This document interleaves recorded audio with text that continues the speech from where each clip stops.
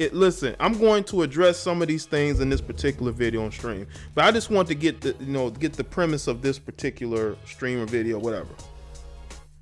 And it's my comparison to Donald Glover and Issa Rae. But people are throwing Michael B. Jordan in there. That's why I have Michael B. Jordan on the screen. That's why I'm going to be speaking about Michael B. Jordan. That's why I titled this stream where I titled it. Because you can't make comparisons to Donald Glover from Issa Rae. Because one, Issa Rae wrote a book. Okay? Issa Rae wrote a book. What's up, crazy chick? You cannot... What's up, Gourmet? Everybody else coming in chat. You cannot compare Issa Rae to Donald Glover. Donald Glover hasn't written one book about black men getting with Asian women that they should get with them. Okay? I don't think I've seen that anywhere. Okay? So that comparison really doesn't mean much. Issa Rae has never been pro-black. And that's the one thing about Issa Rae's criticism that I never really discussed, because it was a moot point. But you got people who acted like Issa Rae was pro-black. Issa Rae has never been pro-black. She has never said that she was pro-black. Make sure y'all like the video. Don't just watch. Like the stream. What's the update on likes? Issa Rae has never said that she was pro-black. And the comparison of the two is just, it doesn't mean anything. Issa Rae, to me, Issa Rae is a Oreo. Donald Glover is an Oreo. Okay? So that comparison to me, I think people are just comparing them because they want to blast both of them. They say, well, if you're upset at Issa Rae, you should be upset at Donald Glover. Now, to the joke that he made during stand-up that got all these black women heated, let me tell y'all something, man. Let me just say this. The only way a black woman should be upset at the joke that he made about him nutting hard when the Armenian chick called him the N-word, okay? He said this during stand-up. The only reason why a black woman should be upset is if he's married to a black woman. Shout out to Trevon. He's married to a Caucasian. So again, why are you upset that he made that joke? I can see if he's married to a sister and he said this joke, yeah, I could see why y'all are upset. That's just like a black female who's married to a black man saying that when she was sleeping with a white man, he called her the N-word and she orgasmed. I could see brothers being upset about that. But y'all gotta look at it this way. He was not with a black woman. He's not with a black woman. So I'm trying to figure out where the outrage comes again. Now, look at the video that he made. I want y'all to understand, the video had really nothing to do with black people. It had everything to do with the social issues that are going on in this country.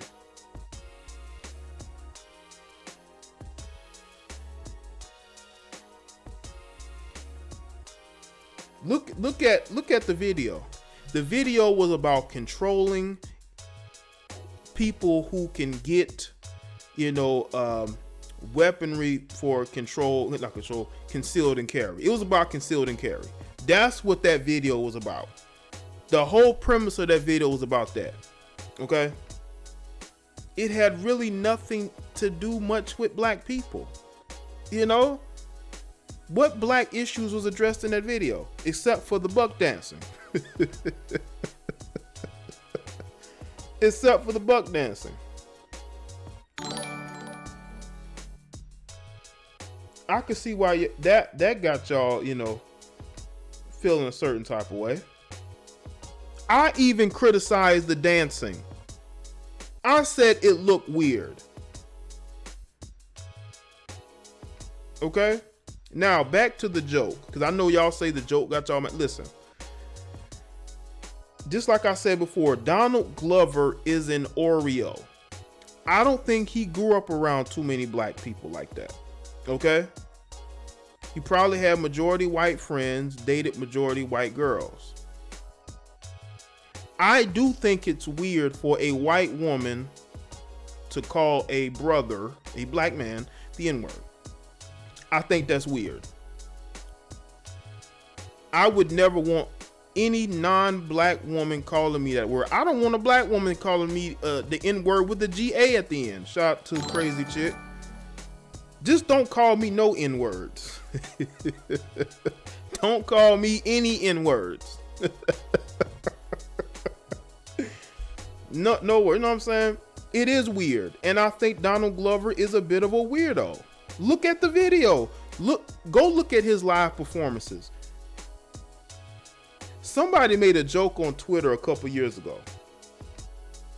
They had a screenshotted picture of him on stage performing with his shirt off. I guess he was dancing.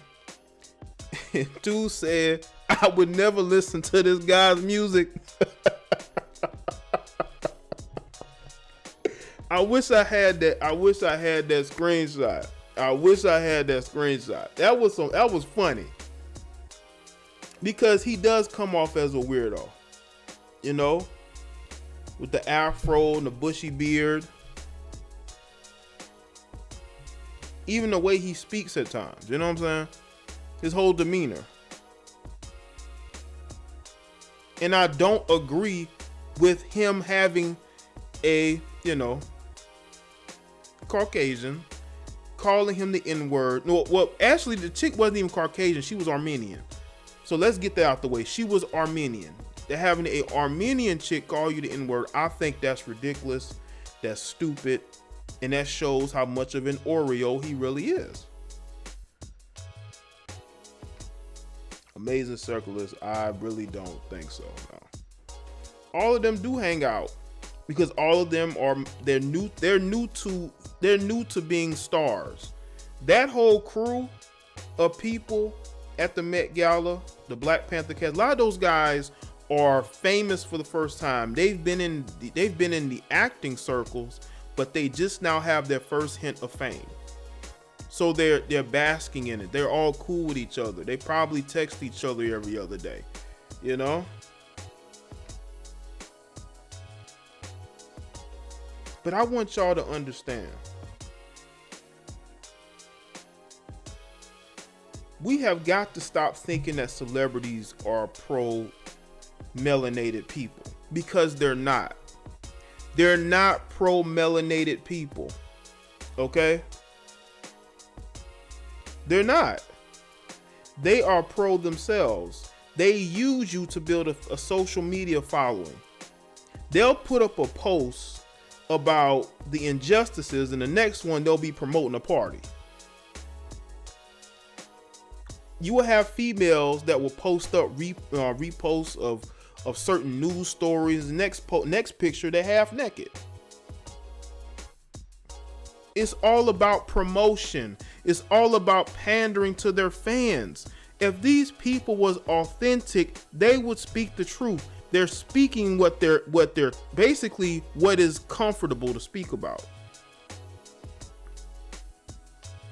Which takes me to Michael B. Jordan. You have Michael B. Jordan on the Breakfast Club. It was a very cool interview, you know. I found myself laughing at it at times. But Charlemagne, they were talking to him, and Michael B. Jordan was discussing him preparing for his role in Black Panther, you know, the role of Killmonger, you know, preparing for that particular role. And he brought up some of the things that he was separating himself from, you know what I'm saying? You know, he was separating himself from family and friends, getting into that mindset. And then Charlemagne made the joke, well, did you separate yourself from white women? And it got a little awkward, you know what I'm saying? It got a little awkward. What's up, Sheep? It got a little awkward. Because he did not want to answer that question, because he did not want black women to go at him like they have been doing. I'm trying to figure out, why do black women think that a black man with tons of options is automatically supposed to choose a black woman? When all you hear about with these sisters, I'm exercising my options. Every time you hear them when their dating life sucks, they're always talking about how they need to exercise their options.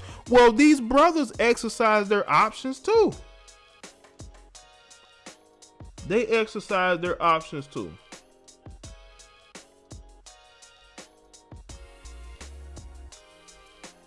Why are you upset at brothers who have options? You have options, but your options usually don't work out because you don't know how to choose decent men. And Charlemagne, I guess he's the voice for black women. Asking him questions like that, are you separating yourself? Are you separating yourself from white women? And it's like, this is the same guy who called white women Nubian white queens. The same guy, same guy. Exercising your options is a term that is used in dating. It means that you're filtering around with different types of people in the dating market. That's what exercise. That's a dating term, and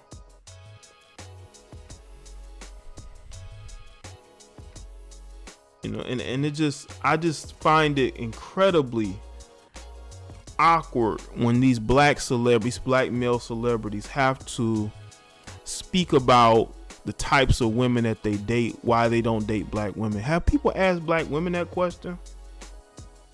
Because you do have a lot of attractive black women out here who are educated, who have successful careers, keep themselves in shape as well, but they can't keep a man. Is that Michael B. Jordan's fault?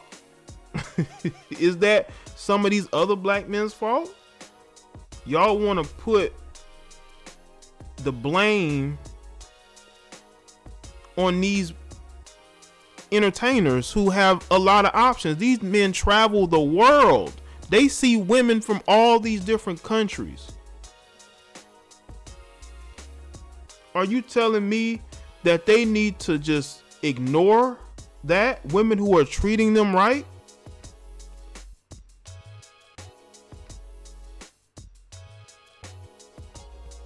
I mean, at some point you have to say, you know what, I'm going to do for myself, and I'm not going to wait on this or that. You got too many women out here waiting on a man to sweep them off their feet. Some of these chicks watch way too much TV. They watch way too much movies. That's not the real world.